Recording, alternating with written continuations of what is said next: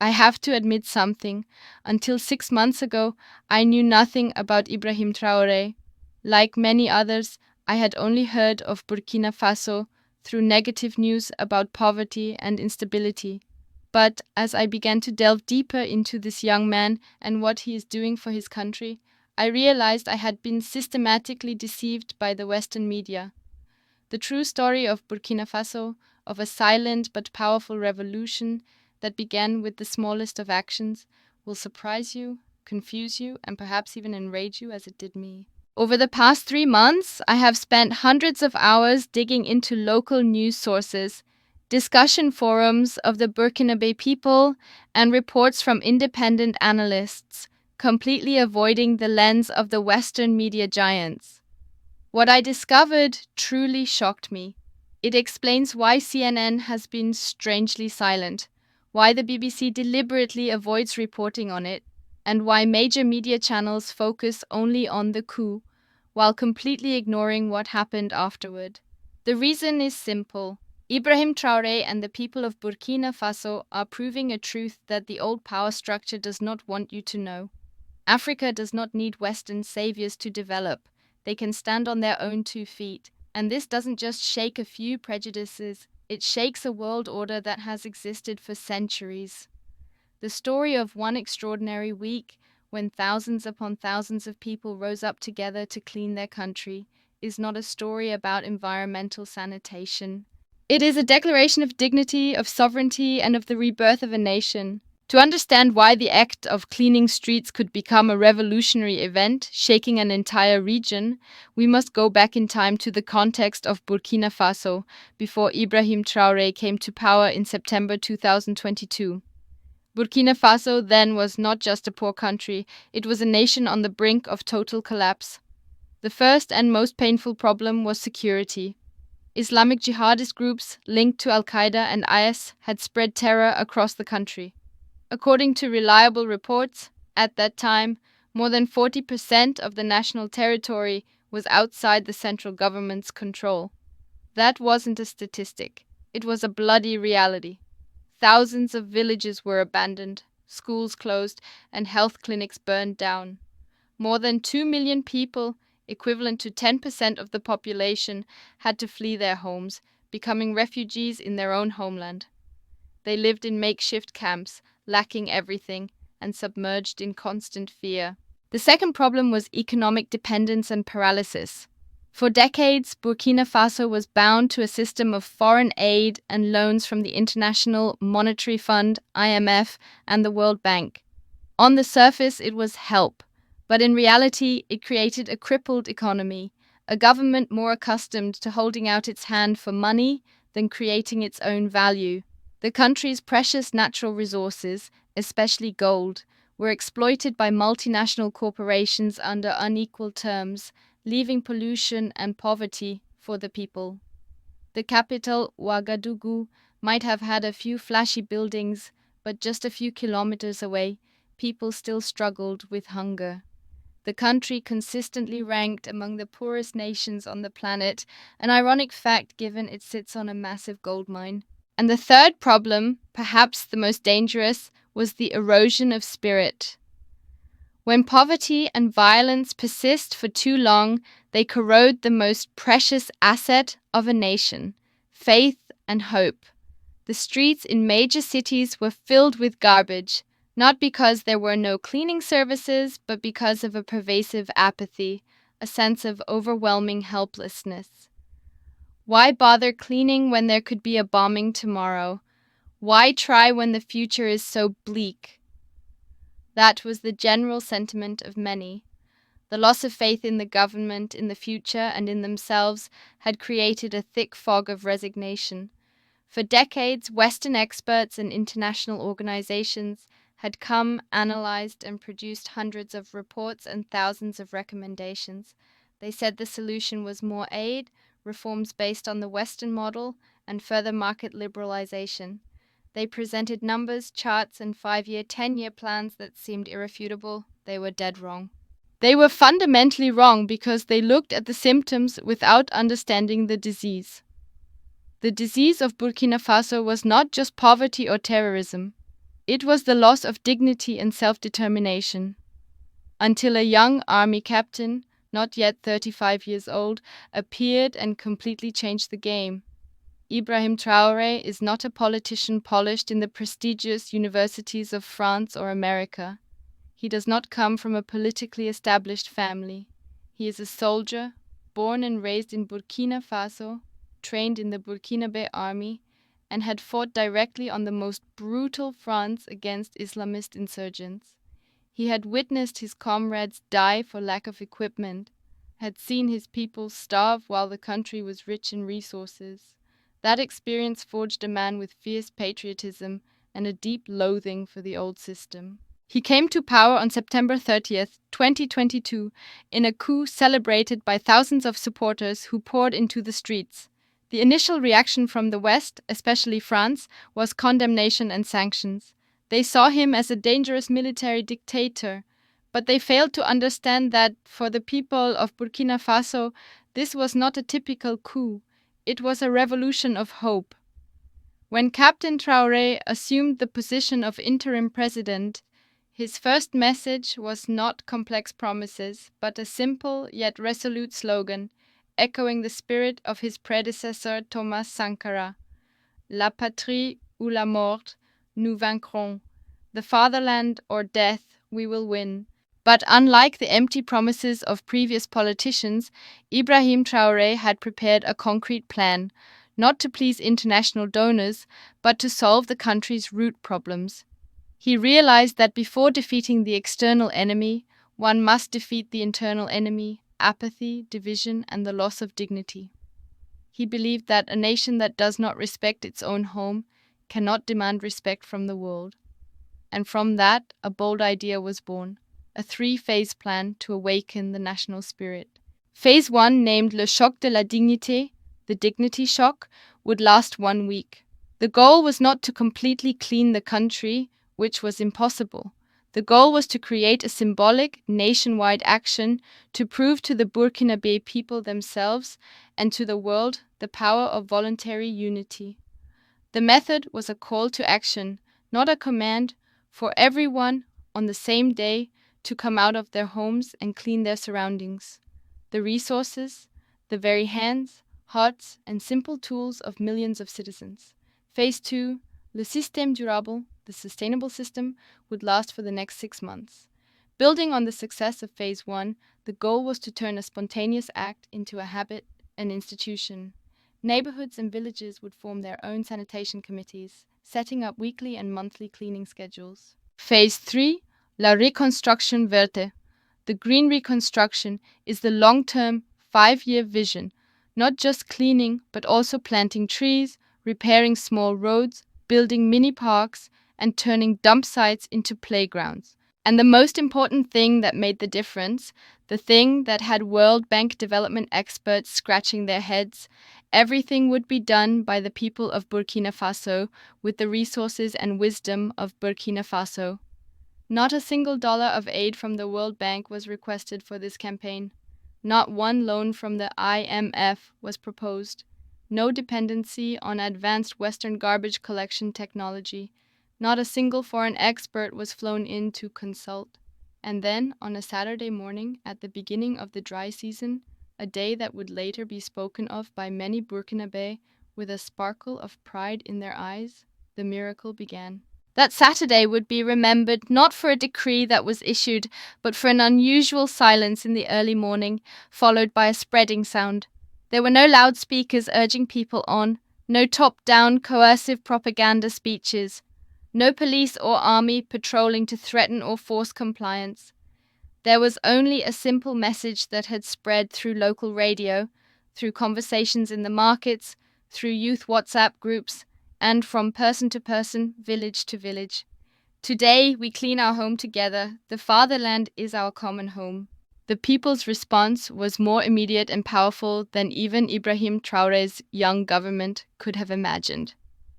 In the capital, Ouagadougou, where main roads were often congested and poor neighborhoods were swamped with garbage, an unprecedented scene unfolded. From early morning, before the sun was high, people began to pour out of their homes. They didn't carry political banners. They carried brooms, shovels, hoes, sacks, and even old wheelbarrows. Tens of thousands of people, from government ministers in plain clothes to university students, female street vendors, taxi drivers, and even children, all worked together. They cleared drains clogged for years by plastic waste, collected huge piles of trash that had sat on street corners for generations. The atmosphere was not one of toil, but of a strange elation, with laughter and patriotic songs rising amidst the scraping sound of bamboo brooms on the pavement. In Bobo Dioulasso, the country's economic heart, small traders in the large market organized themselves. Instead of waiting for the authorities, they closed their shops for a few hours, collectively swept every aisle clean, and repainted the yellowed walls. A tailor named Ousmane told a local journalist, his voice thick with emotion, "I have been selling here for 20 years. I have never seen this market so clean and so full of humanity. This is not the president's job. It is our job. He just reminded us of our dignity." Perhaps the most touching story came from a small neighborhood where a vacant lot, once a massive, stinking, informal dump, was now being cleared by hundreds of residents. In just one day, the dump disappeared, and by the end of the weekend, the neighborhood children had a brand new dirt football pitch. Meanwhile, in the northern Sahel region, one of the areas most affected by terrorism, this action took on an even deeper meaning. In the town of Dori, residents who had just returned after the army retook the area joined young soldiers in cleaning the streets. It was not just an act of sanitation, it was an affirmation of life, an assertion of their return, and a declaration that they would not let fear turn their homeland into a pile of ashes. The unity between the army and the people became more tangible than ever. An old man with a white beard holding a hoe worked alongside a young soldier. He said, "You protect us with your guns, we support you with our labor. Together, we are rebuilding this country." What was astonishing was not just the scale or speed, but the spontaneous spirit of unity, a long-forgotten intangible asset. There's the story of a family in Ouagadougou. The father, a civil servant, the mother, a teacher, and their 2 school-aged children. The whole family of 4 went out onto the street, each with a task. They didn't just clean in front of their own house, but also helped their elderly neighbors. The 15-year-old son, Adama, said, "Before, I only thought about playing games and surfing the net. I never thought I could do something for my country. But today, seeing the street I just swept clean, I feel like I am truly a Burkinabe." But this campaign didn't stop at emotions or spirit. Behind the spontaneity was an intelligent system of organization and logistics based on simplicity and efficiency. There was no complex, centralized command system. Instead, the government acted only as a coordinator. They utilized existing social structures: village chiefs, neighborhood leaders, women's associations, and youth organizations. The work was divided naturally. Women often took on sweeping and collecting light trash. Youths and men handled heavier tasks like clearing drains or transporting garbage to collection points. The government provided support by dispatching trucks from the army and state-owned companies to these collection points to haul the garbage away for disposal. Technology was cleverly integrated.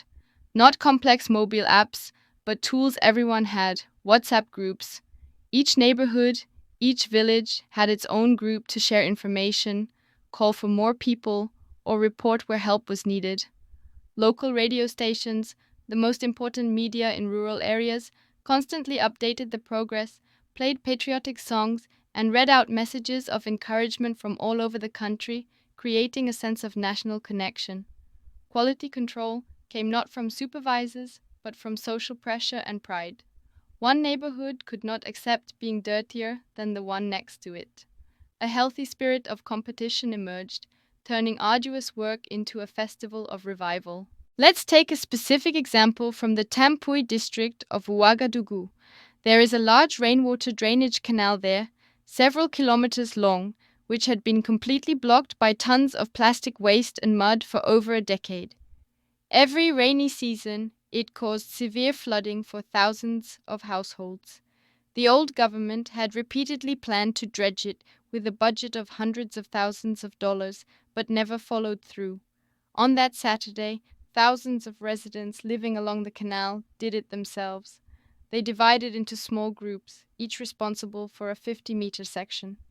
They used shovels, hoes, and even their bare hands to scoop trash and mud into sacks. The sacks were passed hand to hand up to the bank, where strong young men loaded them onto wheelbarrows and tricycles. In just 2 days over the weekend, the canal was cleared.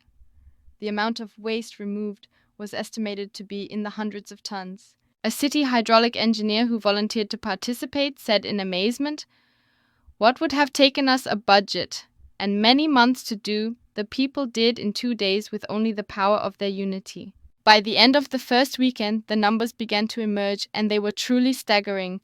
Over 5,000 tons of garbage were collected in the capital, Ouagadougou, alone. Hundreds of kilometers of drains were cleared nationwide. More than 100 large and small informal dump sites were eliminated. But the most impressive number was not in these dry statistics. It was the unquantifiable number, the change in the people's eyes. Pride had returned. The spirit of unity had been ignited. Trust in a future built by their own hands had begun to take root.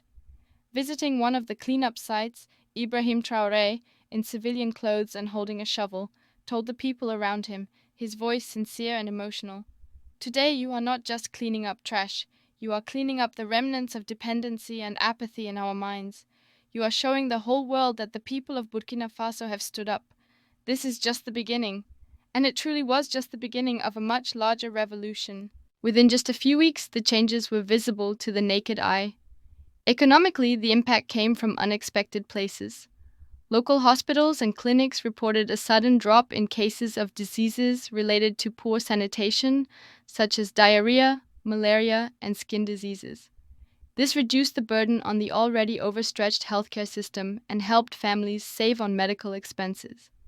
Cleaner markets attracted more customers, and small roadside businesses reported a slight increase in revenue. It wasn't an economic boom, but a real improvement in the quality of life. Socially, the change was even more profound. In neighborhoods that were once hotspots for petty crime, as people cleaned together, they started talking to each other, getting to know one another, and forming a tighter community network.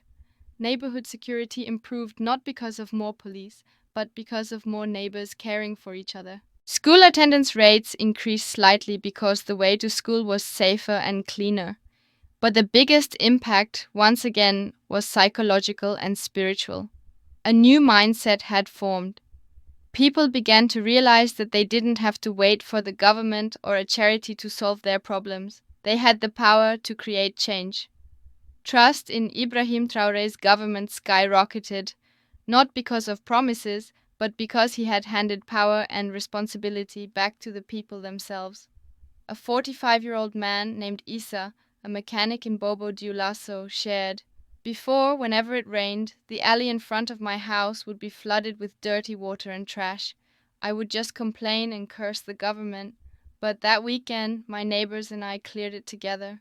Now, every time I walk through that clean alley, I feel a sense of pride. That's my work. My life has completely changed, not because I have more money, but because I feel I have value." This impact spread beyond Burkina Faso's borders like ever stronger ripples. In neighboring countries like Mali and Niger, which are also undergoing similar political changes and seeking to escape French influence, the story of Burkina Faso's garbage revolution became a legend. Youth movements in Bamako and Niamey began organizing similar cleanup days, using Burkina Faso as a model. An informal cooperation, an alliance of ordinary citizens, began to form, shifting the balance of soft power in the region. The world's reaction was mixed. International organizations like the United Nations and the World Bank made cautious comments, welcoming the people's efforts, but still expressing concern about the political situation. The Western media, after a long period of silence or criticism, began to run small articles, often with a skeptical tone. But within the African diaspora community, the story exploded. Before and after pictures of the streets of Ouagadougou were shared millions of times on social media. Pride in a self-reliant Africa, one that doesn't need the charity of the West, surged powerfully. Remittances sent back to Burkina Faso increased, and many Burkinabe intellectuals and experts abroad began looking for ways to return and contribute.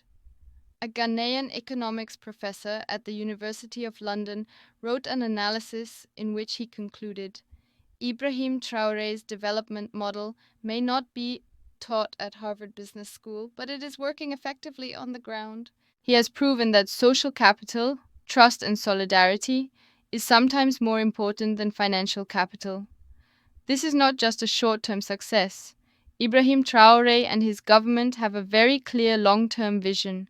Phase 2 of the plan, the sustainable system, was launched immediately afterward. Neighborhood sanitation committees were formalized, receiving support for tools and equipment from local authorities. One day a month was designated as National Cleanliness Day. The ambitions for the next 2 to 5 years, in Phase 3, are even greater. Launching urban reforestation projects, building small-scale waste sorting and recycling systems managed by local cooperatives, and integrating environmental education into the school curriculum. The vision for 2030 is a Burkina Faso that is not only clean, but also greener, food self-sufficient, and a model of self-reliant development for the entire continent. So, what can we, observers from all over the world, learn from the miracle named Burkina Faso? This story teaches us at least 5 important lessons that any community can apply. The first lesson is the power of self-reliance. When Burkina Faso refused to depend on external aid for a basic issue like sanitation, they were forced to look inward and discover their greatest resource, their people. This means that in your community, in your organization, the solutions to many problems may already be available. We've just grown accustomed to seeking help from the outside. The second lesson is the value of unity. The campaign's success did not come from the genius of one individual, but from the collective strength of millions of people working towards a common goal. They may have differed in politics, religion, or ethnicity, but they found common ground, the love for their home. In any project, building a common goal, a vision big enough for everyone to contribute to, is the decisive factor for success. The third lesson is the importance of vision. Ibrahim Traoré didn't just call on people to pick up trash. He painted a bigger picture, a country with dignity, a proud people, a self-determined future. That vision turned a boring task into a noble mission, helping people understand that their small actions were contributing to something great. The fourth lesson is the power of simple solutions. Burkina Faso didn't need expensive street sweeping machines or international consultants. They used bamboo brooms, wheelbarrows, and WhatsApp groups. This teaches us never to underestimate the effectiveness of simple, low-cost solutions that are appropriate for the local context. Innovation doesn't have to be high-tech. And the fifth and most important lesson is the importance of execution. African history is littered with grand plans and eloquent speeches that were never implemented. Traoré's difference is that he immediately turned words into action. He proved that a leader's credibility lies not in what they promise, but in what they do alongside their people. These lessons don't just apply to Burkina Faso. They apply to any community, organization, or individual in the world facing a challenge. Because at its core, this is a story about the most basic human values: faith in human potential, the power of cooperation, the determination to overcome adversity, and hope for a better future. So the final question posed to each of us is this: if millions of people in one of the world's poorest countries can stand up together to clean and rebuild their nation with nothing but their bare hands and an iron will, then what can you do?